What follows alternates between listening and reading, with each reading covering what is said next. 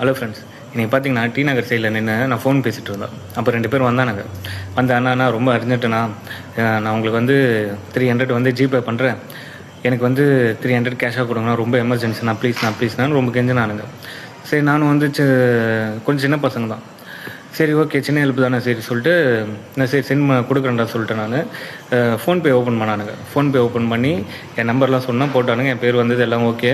எனக்கு அந்த அமௌண்ட்டை போட்டு கண்ணு முன்னாடி சென்ட் பண்ணானுங்க. ஓகே ஆகிடுச்சு. ஓகே ஆனதுக்கப்புறம் நான் வந்து பார்த்துட்டு தான் சரி காசு கொடுத்துட்டு என் மொபைலில் கீழே கொஞ்சம் மொபைலில் பார்க்குறேன். நான் மெசேஜ் வந்திருக்கான்னு மெசேஜ் வரவே இல்லை. இவனுங்க நான் திரும்பி பார்க்கக்குள்ள வண்டியில் ஏறி சரன்னு கிளம்பிட்டானுங்க. சரி, பேலன்ஸ் செக் பண்ணலாம் போய் பார்த்தா பேலன்ஸ்லையும் எதுவும் வரல. என்னடா இது எதுவுமே வரல, ஆனால் சென்ட் ஆகிடுச்சுன்னு பார்த்துட்ருக்கானா. அப்புறம் தான் தெரியுது பட்டை போட்டுட்டானுங்க, விபூதி அடிச்சுட்டு ஓடிட்டானுங்க 2 பேரும்.